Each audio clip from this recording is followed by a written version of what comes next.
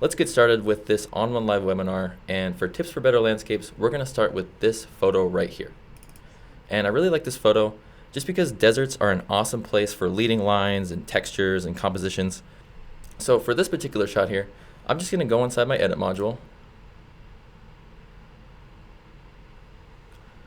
And before we even start editing the shot, I like to think about the subject whenever I'm modifying a landscape. So right before I start modifying a shot, I'll kind of go in here and I'll just look over the photo real quick and just kind of identify what my subject is, where my leading lines are, my foreground, my background, and that'll give me a better sense of how I'm going to edit the shot.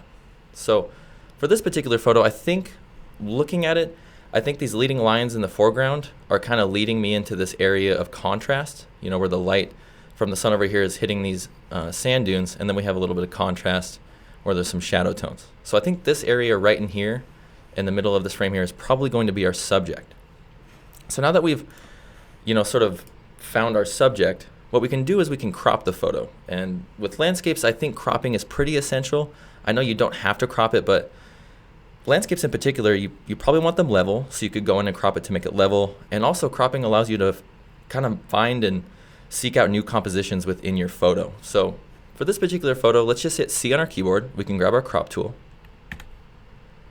And I think as far as vertical landscapes go, I typically like to crop in a 4x5. I think that's sort of a safe crop for vertical landscapes. So I typically go up here and I'm just going to click on my preset crops, and I'm just going to click on a 4x5. And for this particular image, I think there's a few different ways we could actually crop this and still have a nice photo. And I think the first way is to align our subject with these top two sort of rule of thirds intersections. So if we pull this down here, and we can drag this in a little bit, and now that we have this sort of aligned, these two rule of thirds intersecting areas, we kind of have them aligned with our subject area up here. And then we have this nice foreground area with these leading lines that are kind of taking our eyes into this subject area here. So now if we hit enter on our keyboard, we have sort of a nicely cropped shot. And this is the first way I would probably crop this photo and see if I could edit it a little bit more.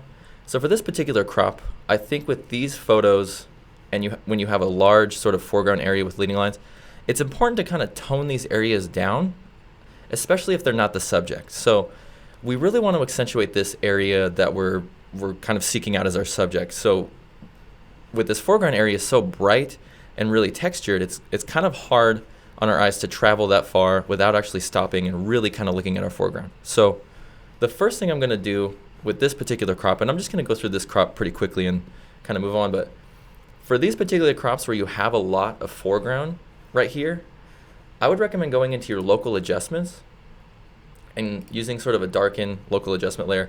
And then I hold down Shift and K. That'll grab my local adjustment gradient. And then I typically just drop this down and I'll feather it quite a bit. And then I just pull this down onto my foreground right there. And I know it's not much, and you can't really tell right now, but watch as I turn this off and on. See how that just makes it so much easier for the viewer's eyes to go in here and kind of travel around and find our subject? Whereas if we have this off right here, it sort of seems like this entire area on our photo is the subject because there's no kind of tonal difference between the sky area and our foreground.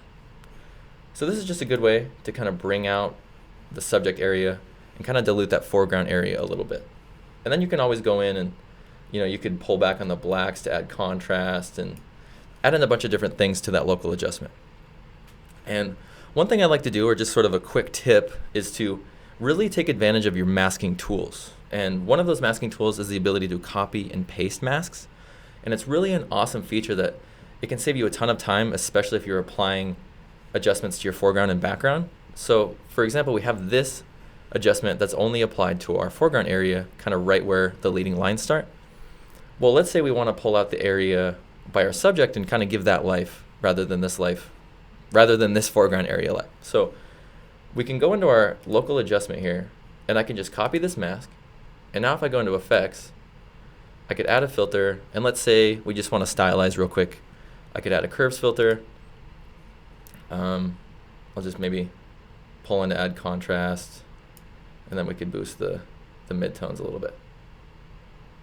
So if I turn this off and on, we have a nice little area where it's applying a tone curve.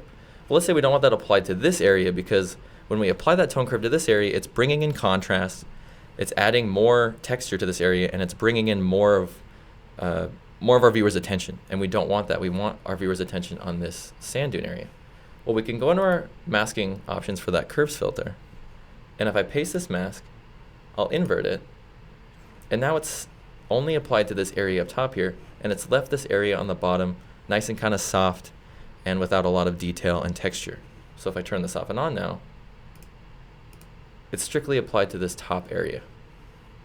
So just a quick tip whenever you're running into a lot of foreground and not a lot of background. So just a little quick tip for you if you want to kind of tone down your foreground area when there's a lot of leading lines. But let's reset this and let's do a different crop for this shot. I think there's a few different ways we could edit this shot. That first one was just kind of the start, but let's hit C again. And the next area that I was kind of looking at to bring into the frame was all of this nice blue sky. That's a great thing about the desert, is oftentimes it's pretty cloudless, and so you get a lot of this three-color scene where there's just sand and shadow and blue sky, and it looks really, really awesome if you can kind of capture just that in a scene. So what we're going to do for the second crop of this photo is we're actually, instead of using these top two rule of thirds intersecting areas, we're going to use these bottom two. So I'm going to do the same thing. I'm just going to pull down on this a little bit, and then I'm going to pull up. And again, I'm just going to kind of place this, these two intersecting lines just kind of on our subject area right here. Just like that. And so now we have, this is our subject again. But then we have this large tonal area up here that really just kind of adds some simplistic, minimalistic look to our photo.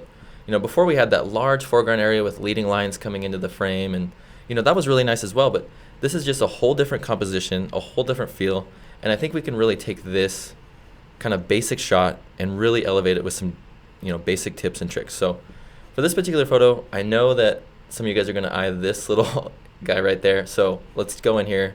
I'm just going to grab my retouch brush, or not my retouch brush, my magic eraser, and I'm just going to brush this out. You guys have better eyes than me most of the time, so thanks for calling me out when I miss stuff. I need it. Okay, so now that we've removed that little distraction, one thing I think that we're losing when we crop out that foreground is a sense of scale. So I think bringing in sort of some anchor or some sort of sense of size and scale to this photo would be an awesome sort of addition. So for that, I'm actually going to add a layer here, and we'll just bring in a person. And typically, when I'm adding in just a person to a photo, I'll probably just Google, person standing PNG or something. And so I found this guy right here, and it's not a PNG, but there's a bunch of white area around the person. And if you run into this, there's a really easy trick to get rid of that.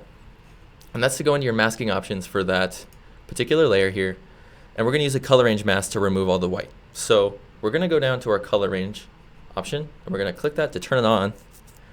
And then I'll just use my color dropper, and I'll just drop it on this area of white. So if we view our mask,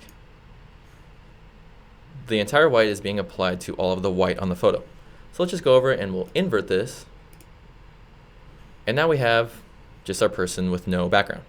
And I wouldn't worry too much about the haloing around this person, because we're going to make him so incredibly small that you're probably not going to notice at all. But if you are, a good trick to just kind of eliminating that halo around them is to go into your local adjustments for that particular layer here. I'll hide the mask view. And I'm actually just going to go down, and I'm going to click Paint with Color, and I'm going to choose black. And so now I have this black paint with color option on my local adjustment. I'm just going to go into my masking options, and if I invert, now it'll apply that entire black paint with color to him. So now we need to position him so he looks realistic. So we'll hit V on our keyboard. I'm just going to pull him over here a little bit, and then I'm going to hold down Shift, And I'm just going to drag him down until he's pretty small. And then I'm going to zoom in real quick, hit V on my keyboard. Oops. And let's just set him over here, kind of in these dunes a little bit.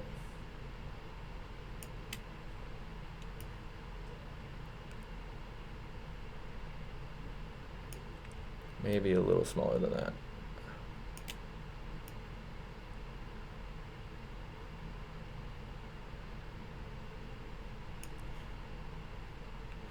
Let's move it over a little bit.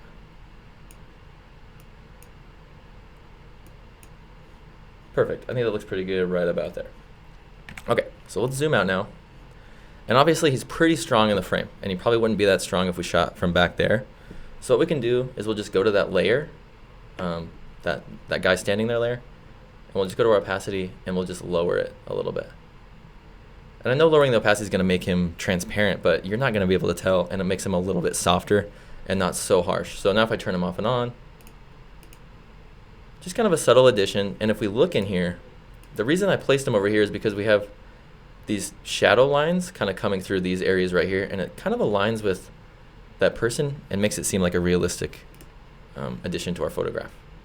But I think that adds in a nice little element as far as just an anchor point, somewhere where people can go and say, oh, this is how big this area is, or this is the scale of this scene. Okay, so now that we've brought in our person and we have our anchor point, what I want to do now is just condense this image into one photo. So we have two layers here, and if you want to take advantage of the entire composite photo, but you want to maintain those two modified layers, is you can right click in your layers, just on any layer, and we'll choose new stamp layer. And what that's going to do is it's going to duplicate these two layers, and then it's going to merge them together. So we have our two layers that we can modify and go back and modify, and then we have our new composite layer. So with this composite layer, we can actually go in and we can modify our photo. So we can go back and modify the different tonalities of this entire image without actually going and playing with each layer individually. So it just helps whenever you're trying to merge layers together and not destroy what you've worked on. Okay, so now what we need to do is I want to go in and I just want to stylize this photo a bit. So first thing I'm going to do is I'm going to go into effects, and I'm going to add a filter. And one thing I like to do with scenes like this where there's not a lot of difference in tonalities, so there's a kind of a light airy feel to this photo. Well, to bring in a little bit of contrast and sort of style, I usually like to add a tone curve. And if you've watched any of my webinars in the past, I really love tone curves. It's one of my favorite filters. I think it really provides you with a sort of encompassing tonality experience where you can really modify every tone in the shot. But for this particular photo, I'm just going to go in, and with these shots, I like to grab this left bottom area, and that's my black point. And if I pull it to the right, it's going to incorporate contrast. So you'll see that by pulling that to the right, I'm not pulling it up, I'm not pulling it down, I'm just pulling it to the right. See how that brings in contrast to my photo? Well, now that I've added in a little bit of contrast, I'm going to go over, and in my midtones, I'm just going to give it a little bit of a midtone boost.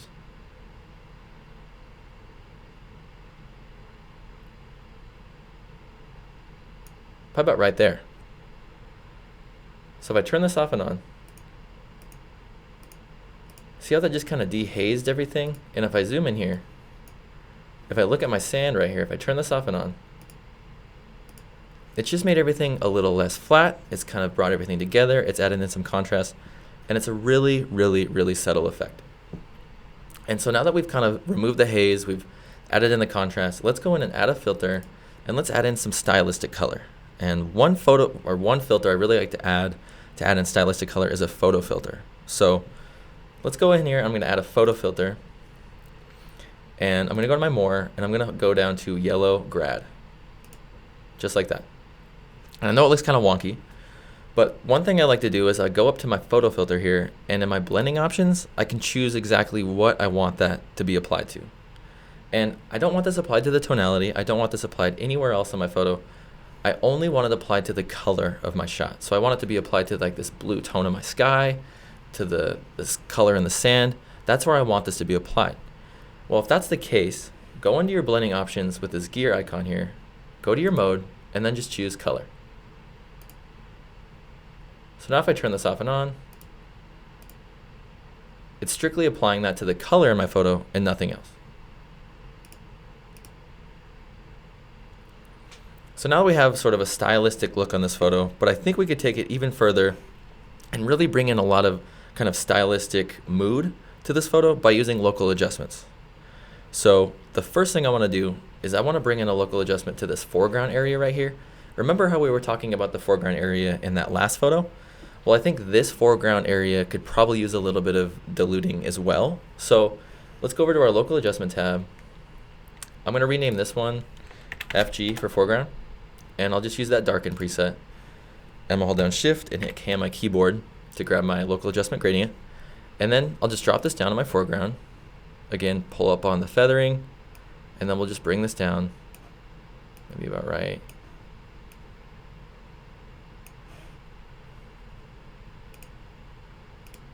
Perfect. I think that's pretty much perfect for that area right there.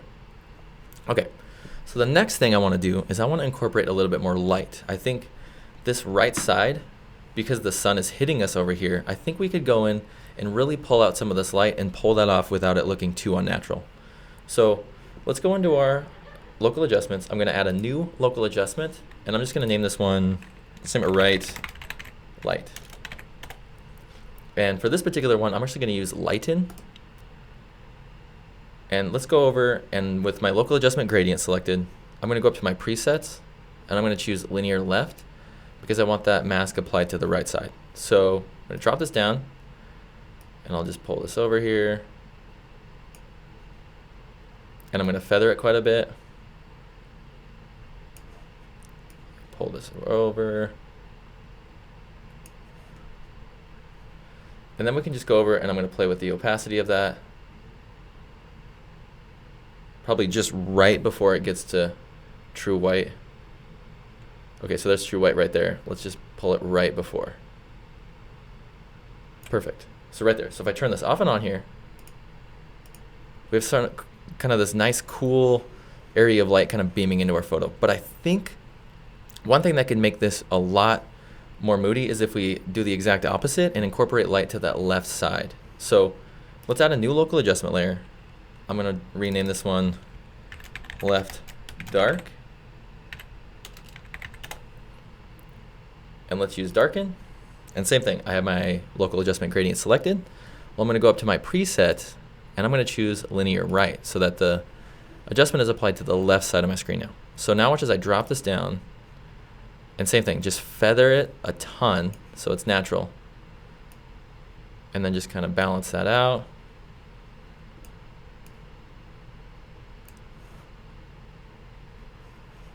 And we'll make it a little bit straighter.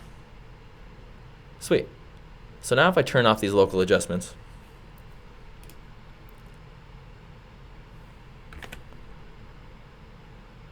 you'll see we really, well, we can actually probably pull back this dark one as well.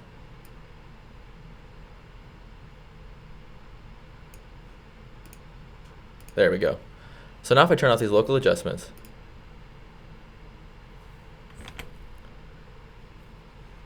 we've really accentuated that area that we wanted to. We've made this area, you know, kind of our subject. We've brought in an anchor, and we have these local adjustments that are really kind of fine-tuning where we want our viewers to look in this photograph. So if we hit the backslash key on our keyboard, just created a nice sort of basic, moody, sort of modern take on a desert photo just by using, you know, some local adjustments and filters. So let's go in here and let's start with this photo right here. So the first thing I would do to this photo, and like most landscapes, is I'm probably going to crop it. And the reason I want to crop this shot in particular is if you look at this area on the left, there's not a whole lot going on. And if anything, we look over here, we have kind of a distracting little island over there, and we don't want that in our shot because that can be a little misleading. So first things first, let's crop this photo. So I'm just going to hit C on my keyboard to grab my crop tool. And I don't want a 4x5. I'm going to use original ratio. And I'm just going to hold down Shift and then pull in on the corner. And I'm going to do that until I have this bottom right row of thirds intersecting area. And I'm just going to pull that up and just kind of align that with this log right there. And I think that works really well for this particular composition. And so one thing that we could do also is let's make sure that our photo is level. So let's go in here to our leveling tool, and I'm just gonna drag and drop it on this horizon line here.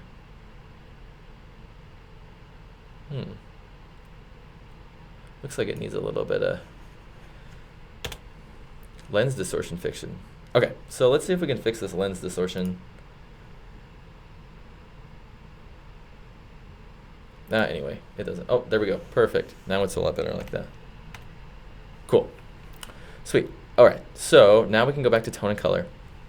And for images like this, I typically like to, take a look at my photo and really kind of analyze the look. And I think for this particular photo, it's pretty dark.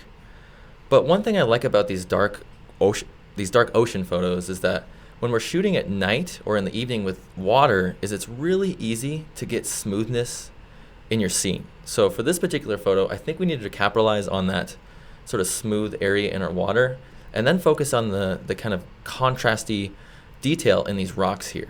So one thing I want to do is I want to incorporate a little bit more life into this photo, but not too much. And one thing I like to do to just sort of bring in a little bit of style without actually modifying my tone and color completely is I'll head over to my tone and color, and shooting in RAW really gives you the ability to kind of modify your image as a whole. It gives you all of the raw detail and data that you can modify, but it also gives you the ability to choose a different camera profile. So I typically like to go into my camera profiles, and I'll just scroll through them and see, kind of what looks good on my image. And for this particular photo, I was playing with it earlier, and this ON1 landscape really made it look a lot better. And so if I click that on, you see how it just kind of adds in a little bit of contrast while also kind of boosting up a little bit of these whites. And I know it's a little bit darker once I applied that ON1 landscape camera profile, but we can always go back in and we can pull out some of this darker detail and these shadow tones with different local adjustments and also our tone and color.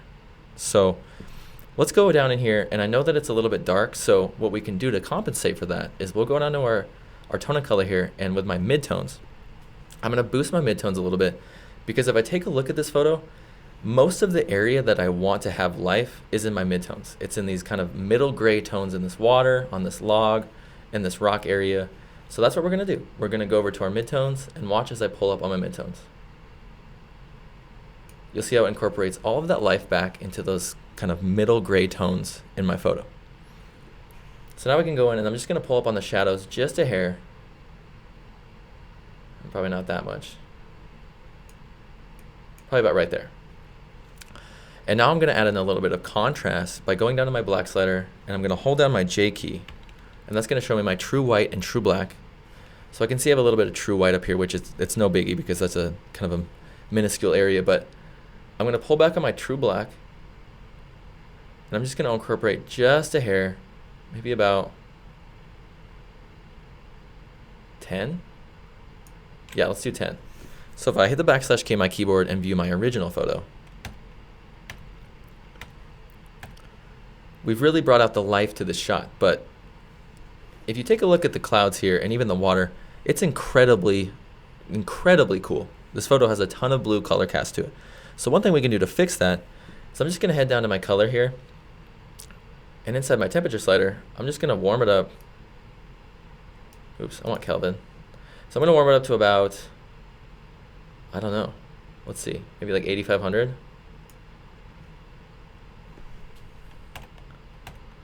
Yeah, I think that looks a ton better with that color correction. We have a lot of that orange back in that sky.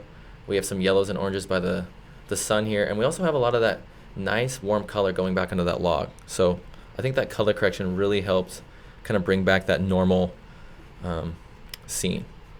So I think that's as far as we need to go inside our tone and color here. I think the next thing we need to do is we really need to start modifying just these specific areas in our photo.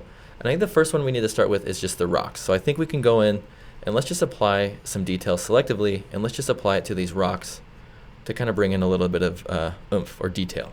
So we'll go into our effects tab here. I'm gonna add a filter, and I'll add dynamic contrast.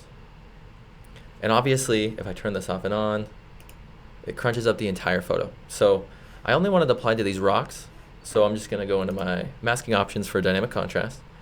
I'll invert that mask, and then with my masking brush selected, just kind of big brush strokes, I'll just brush that on to these rocks. And you don't have to be too in particular about, staying in the lines if you're not too worried about it. I mean, with landscape photos, oftentimes they're taken with wide angle lenses, so you can't really tell, too much. I mean, you can tell, but you can't really be too nitpicky about these areas on the side or the corners of your photo, because the viewer's not going to notice anyway. But I know how people get really, really in particular about things. So, okay, so if I turn this off and on,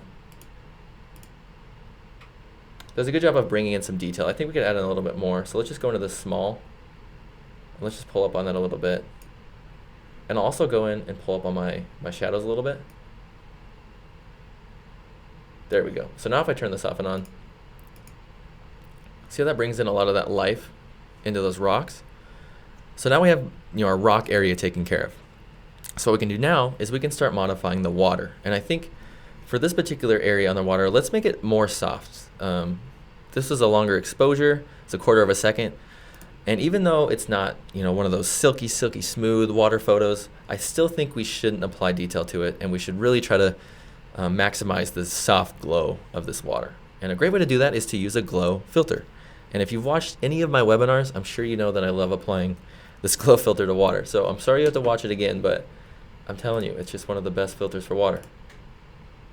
So for this glow filter, one of my favorite preset styles here for water is if you go to your more styles, this charge more subtle. And if I turn this off and on, I mean, you can see it already. It makes it look like a fine art piece right here. Just that water and the glow and the warmth of the log just works really well together.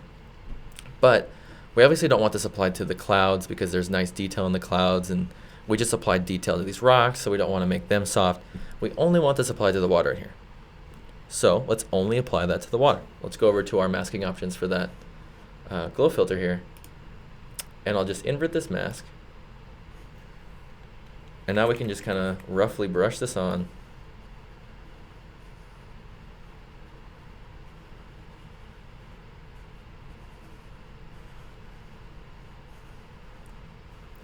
Just kind of the soft area on our water.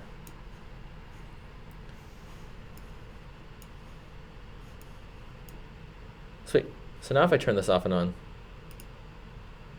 I mean, you can see it. It does just an awesome, awesome job of really kind of maximizing that glowy, soft, kind of fine art almost feel to this look, or to this log right here.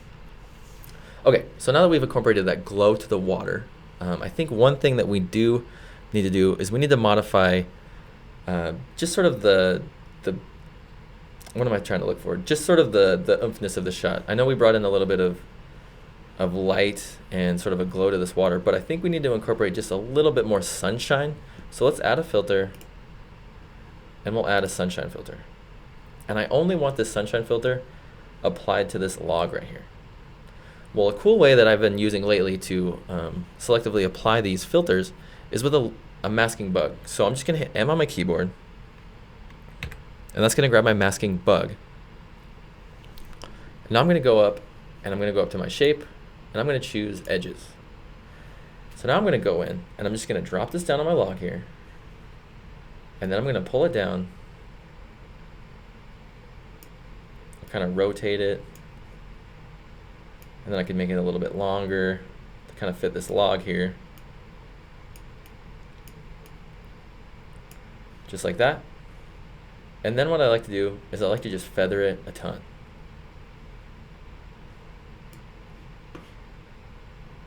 So now if I turn this off and on here, see how that just brings in a little bit more light, kind of emulates sort of a sunshine look, and it just kind of just brings out the tonalities in that area a lot more than it did when it wasn't there. Okay, so the last thing I think we should do to this photo is I think we should incorporate a little bit more drama into these clouds. So let's go and add a local adjustment layer, and I think our foreground's pretty much taken care of. I don't think we need to modify our foreground anymore. I think that's probably pretty good. But for this top area in our sky, I think we could add in a little bit more drama. So let's go in here, and we have this darken local adjustment layer. Well, to apply this to our clouds without actually removing that sort of nice color in the sky where there isn't any clouds, is we're going to use a luminosity mask. So with this local adjustment layer, I'm going to go in here and I'm just going to choose Lumen. And so now if I go in and I view this mask, it's applied to the brighter areas in my photo. Sorry, I just sneezed there. It's applied to the brighter areas in this photo, but we want it applied to the darker areas, for example, the areas with the clouds. So let's go over to our local adjustment layer and we'll invert that mask. So now it's applied to the darker areas. So what we need to do now is we need to modify this luminosity mask. Well, to modify it, we're going to use our level slider. So we'll go down to our level slider here. And since we want it kind of just incorporated kind of on these darker midtones, is we're going to pull away these shadow tones. We're going to pull away the midtones like that. So we're going to pull away from the midtones to remove those from our mask. And then we're going to incorporate more of these highlights. And watch as that separates the white and the black. So now that we have the black on that area in our colorful sky, and now we just have the white being applied to those clouds. So if I view this mask now, or view this photo, and I turn this off and on,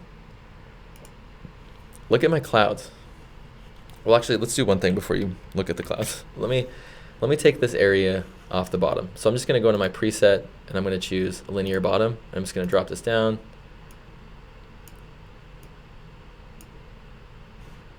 Cool. So now if we take a look at these clouds here, if I turn this off and on, see how that really incorporates a lot more drama into those clouds without actually losing any of that brightness and color from the back of those clouds. So a luminosity mask can really help you, target those specific tones in whatever area of that photo you're looking for. So just kind of a great way to incorporate drama and mood in the clouds, and then we have our nice foreground here. So let's hit the # key on our keyboard and we can view our original photo.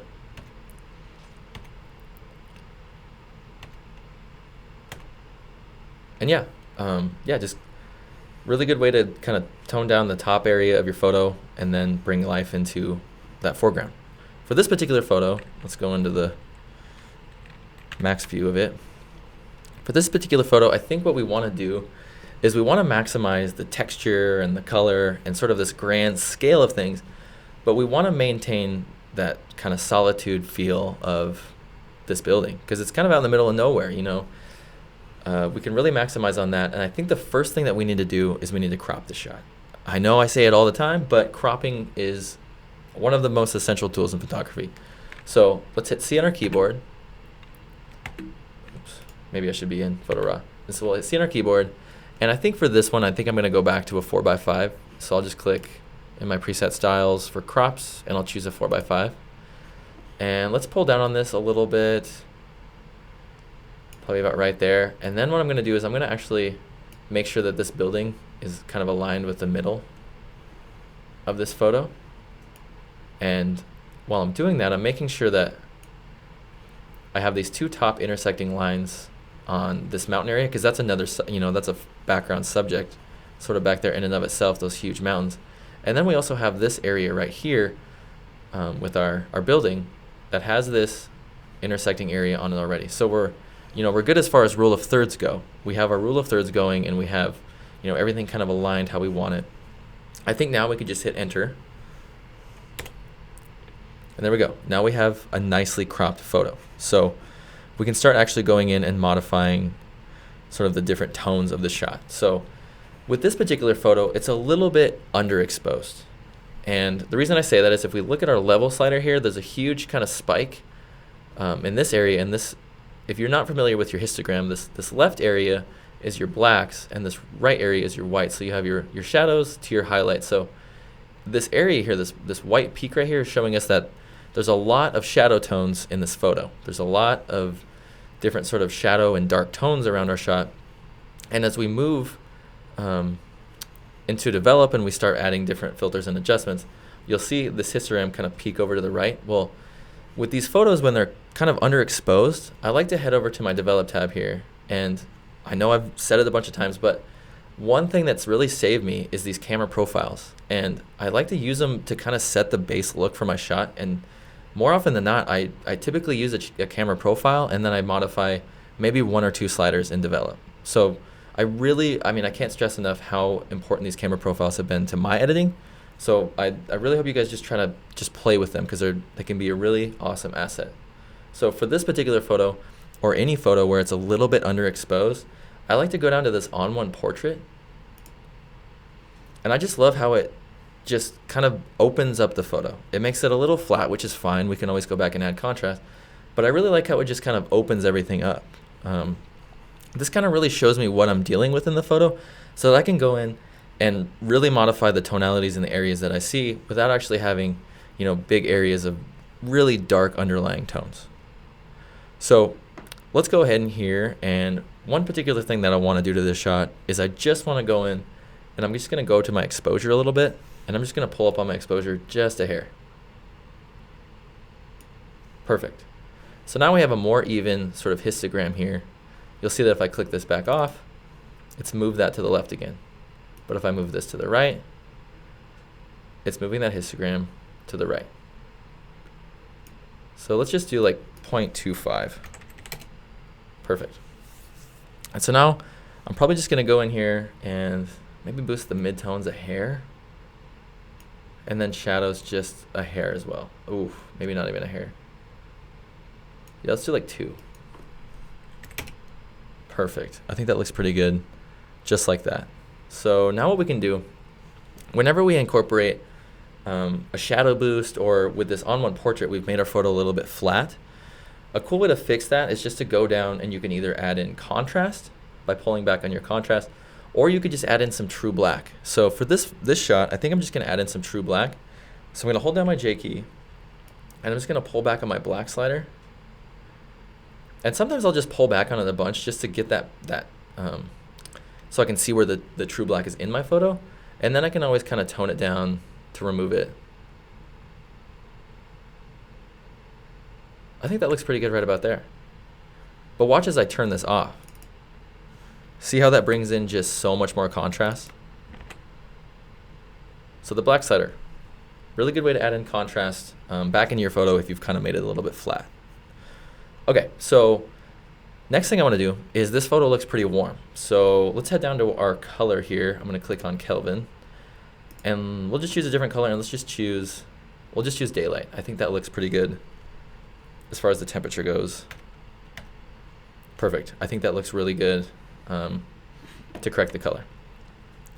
So I think now we need to start stylizing and then adding in different areas of interest to the shot. So the first thing I want to do is I want to but tone down and kind of dilute this foreground area right here. And a cool way to do that is to incorporate more of what's already there, which is a lens blur. So if you have a situation like this where you have some foreground blur and you want a little bit more, we'll go over to our effects tab, we'll add a filter, and we'll just add a lens blur. And then I'll hit M on my keyboard. That's going to grab my masking bug. And then I can just drop this down. And I can kind of play with the feathering a little bit. And I'll turn up the amount. Perfect. So now if I hit the \K on my keyboard, or if I hit the off and on button for this, see how that just kind of tones down that area a little bit more?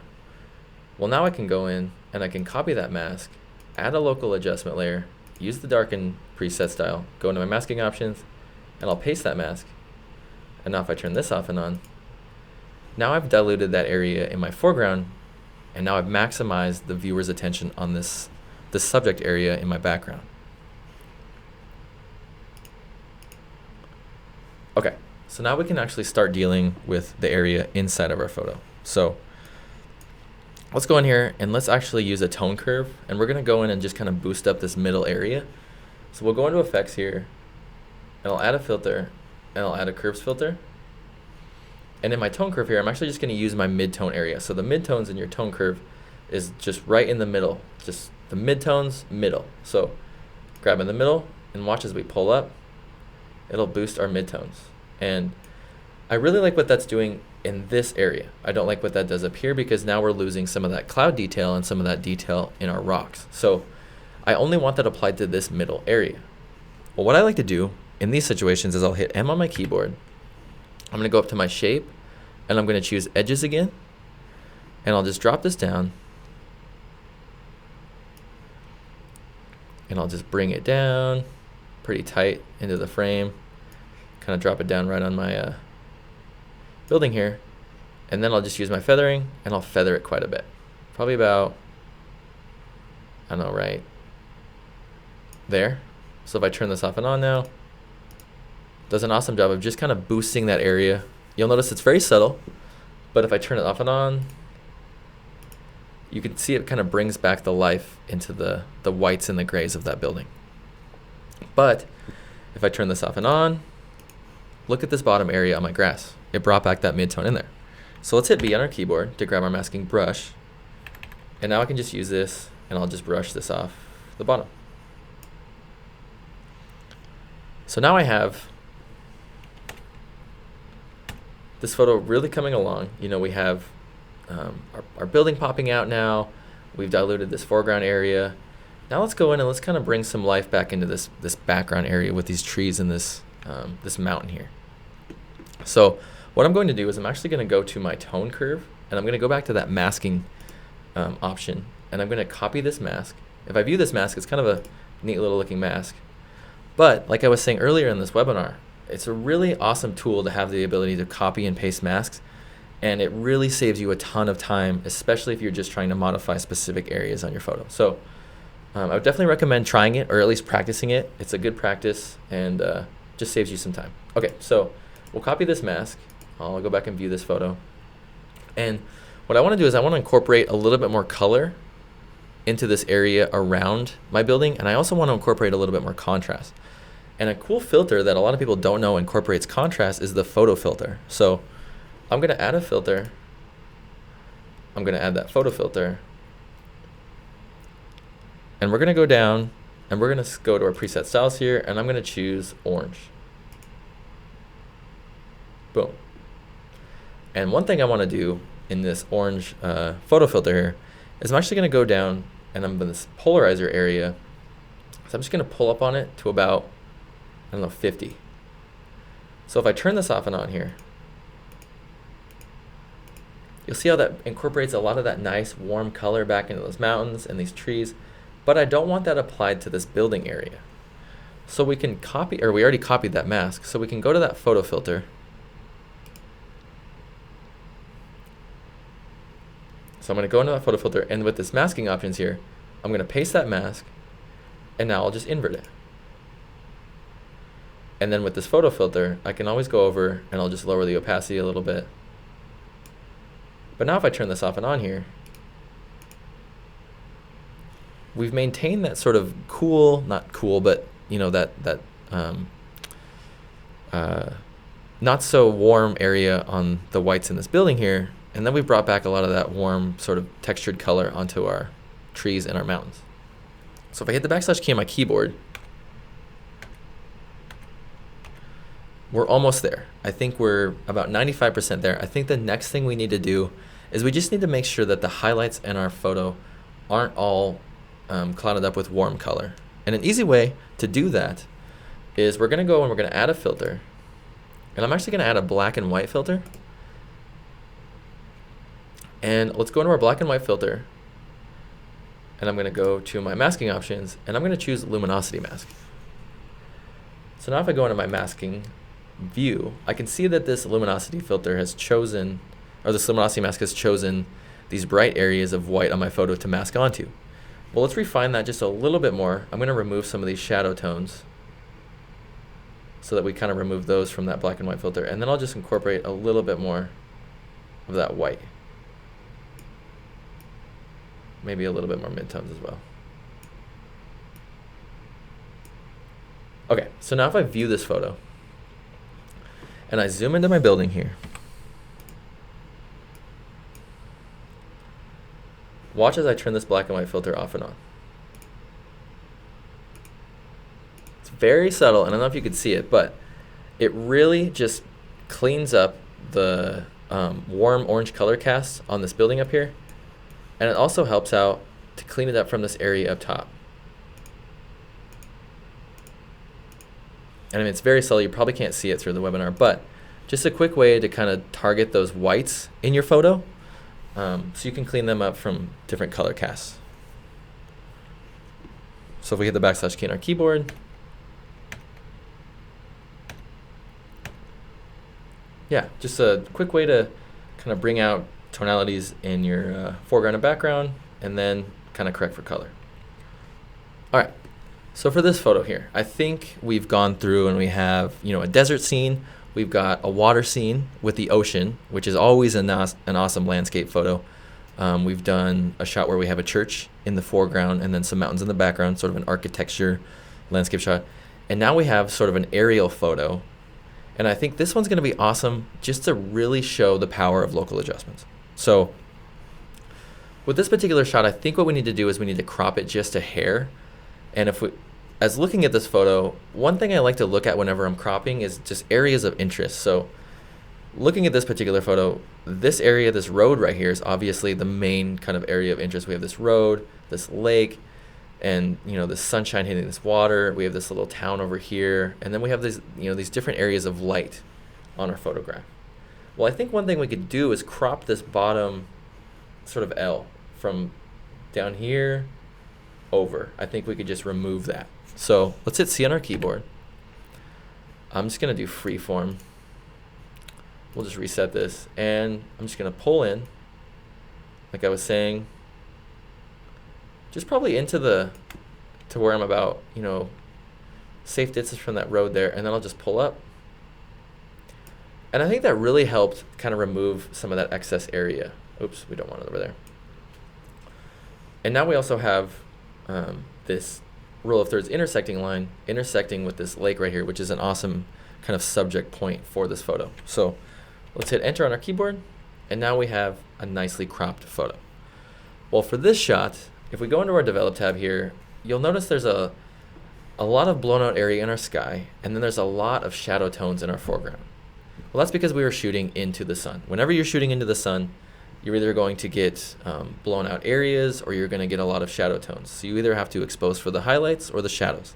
Well, this particular photo is really, you know, photographed pretty well as far as that goes. If we look at our histogram, it's pretty well exposed photo for shooting into light. Well, what that means for us is we're going to have to go in and modify this photo really selectively and separately. So if I go into my develop tab here, you'll notice in this sky area that it's pretty blown out. Well, if I go to my exposure, if I pull this down, you'll see I still have a lot of detail left in these clouds. And so much so that I can actually view the ocean, that other area of the ocean across this little mountain right here, and I can see the ocean. That's how much detail I have left in my clouds. But you'll notice that by pulling back on that exposure, I'm darkening this entire foreground. Well, if I remove that, if I go down here and I pull up on my shadows to reveal those darker tones, then I'm blowing out that sky area more. So we need a common ground here. We need to fix this without actually blowing out our sky and without darkening our foreground. So we're going to use local adjustments to do that. So let's go over and let's reset these. And for this particular photo, I want to have sort of a base look again with this shot. So what I'm going to do here is I'm just going to go over and I'm going to go into my local adjustments, and I'm going to add a darken local adjustment layer. I'm going to hold down Shift and hit K. That's going to grab my local adjustment gradient, and I'm going to use this to modify the sky area. So I'm just going to drop this down. I'll flip it around so it's applied to the sky, and then I'll just feather it quite a bit, probably just like that. So if I turn this off and on now, does a really good job of pulling back those tones from our sky area. So now we need to do the same thing, but we need to do it to our foreground. So let's add a new local adjustment layer. Actually, let's rename this one. I'll just rename this shadows, and then we'll go down, rename this one sky, because I feel like we're going to have a few for this photo. Okay, so now we have our shadow tones here. I'm just going to go down to reveal shadows. Oops. And then we have our local adjustment gradient selected already. So I'll just drop this down and then kind of align it with that other one. and then feather, obviously. But now let's go ahead and actually let's pull it up a little bit more. Now let's go over and we're gonna pull back on those all the way down, and then we'll just keep kind of pulling up.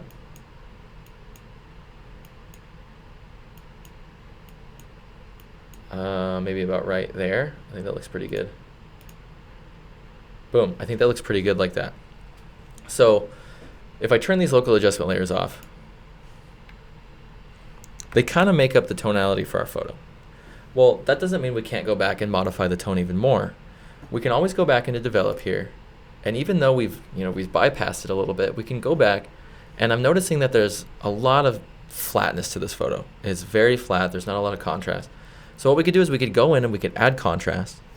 We could go over to our tone and color, we could add contrast by just pulling up on this contrast slider here. And you can see that already adds in a natural looking essence to this photo. I could do that also by pulling back on my blacks.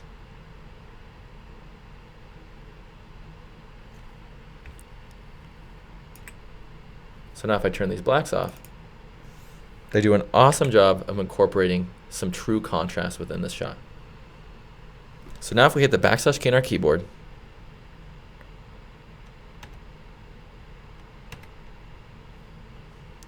we sort of have a base look for our photo.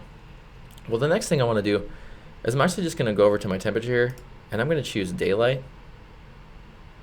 And that's just going to warm up the photo a little bit. And I think that looks a lot better than it did before. I think that incorporates some warm tones into the sky here and really brings in a little bit more warmth to these greens. And one thing that I like to do, especially if there's a lot of kind of tonalities in my highlights and my shadows, is I like to use split toning to kind of bring in a little bit of a stylistic look. So let's go into effects. I think we're set as far as our base tonality looks for this photo. So let's go into effects here. I'm going to add a filter, and I'm just going to add a split tone filter. And one of my favorites is this warm preset. And I know that with the warm preset, when you choose that, it brings in this sort of faded matte look.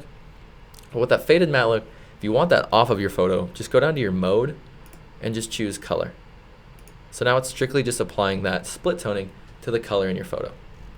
So if I turn this off and on here, it does an awesome job of kind of removing some of that warm color from the shadows and then making it look more like a more complete image. Okay, so if we hit the \K on our keyboard, we're about done with this shot. I think the only thing that I want to do to this photo is I just want to add in a little bit more contrast to the areas where there's light and dark. And a great way to do that is with local adjustments. So let's add a local adjustment layer. I'll add this adjustment, and I'll rename this one dark. We'll use darken, and I have my local adjustment brush selected, and I'm just going to brush this on just really kind of sloppily, and I'm just going to brush it on the darker tones in this shot. Nothing crazy, just kind of going through here and brushing this on where there's, darker areas.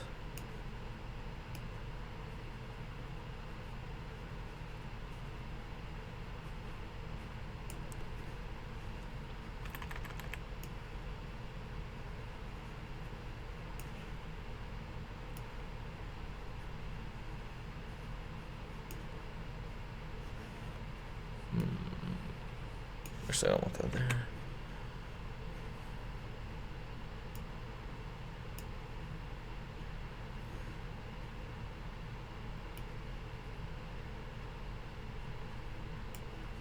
Okay, so now what I need to do is I need to go to that dark local adjustment layer, and we're just going to pull back on our opacity, and then we're just going to pull up on it.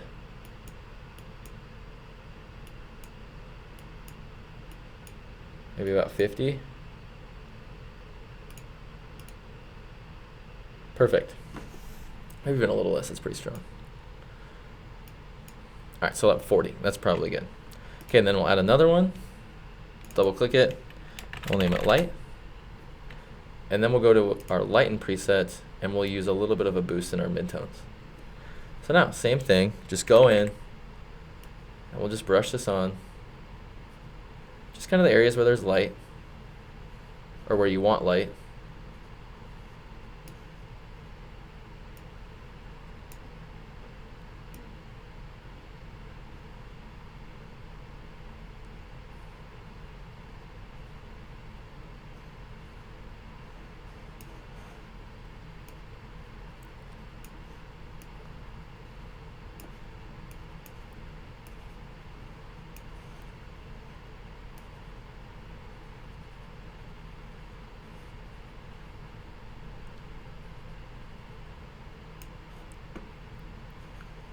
Sweet. So it looks crazy, obviously, but let's head over to our opacity slider. We'll pull it down to 0, and then watch as we incrementally kind of pull this up. Add in a little bit of contrast here. And if I turn these off and on, does an awesome job of bringing in more of that light. And one thing I could do is if I turn all of these local adjustments off, watch what that does.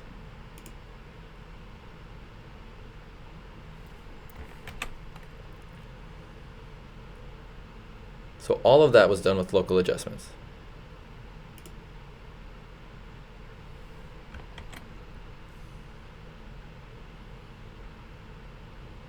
Sweet. I think that's all I have for you guys. I really appreciate you joining me today. We'll have more webinars coming up. And if you did miss anything or you had to start halfway through, I'll post that to our blog and our social media later today. So thanks, guys. Have an awesome rest of your week. Have a great weekend. And hopefully I'll see you guys next week.